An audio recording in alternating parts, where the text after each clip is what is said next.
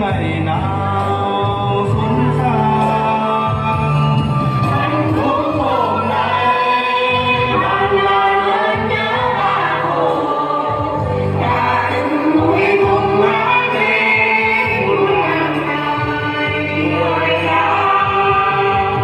Mùa cuối đầu bia trong mùa xuân nhún đầy mà lòng ta sẽ bay thân hoàng mẫu. Hãy ban đầu đồng hành tiếng nguyện và dương màu gió vững bình an. Em dặn khó sẽ còn sống trường chân là tâm. Em Bác Hồ bao nhiêu tấn quay kỹ ngàn lâu máu đây. Tổ quốc đời đây trong ngày cuối Bác Hồ, lòng ta anh chưa biết thương chưa mình đã.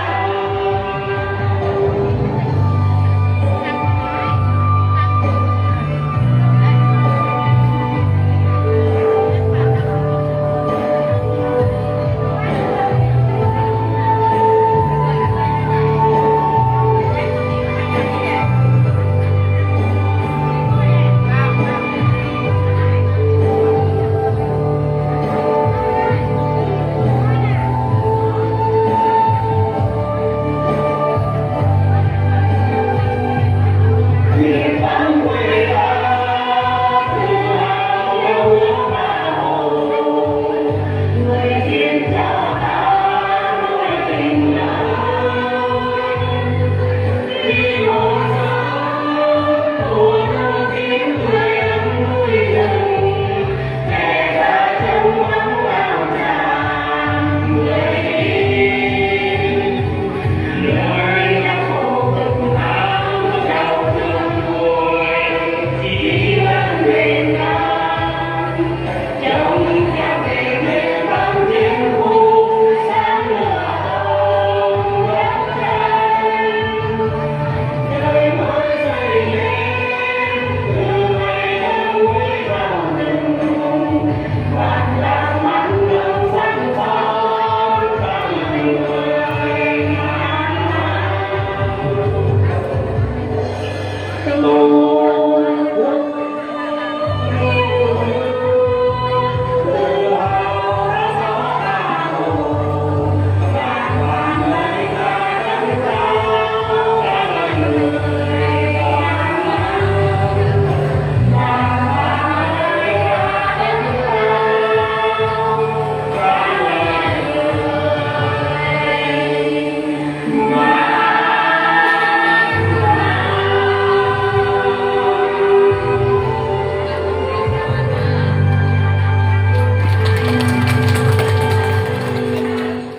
Vâng ạ, đề nghị chúng ta nhiệt liệt chào mừng và cổ vũ cho tiết mục đầu tiên của chương trình văn nghệ ngày hôm nay ạ.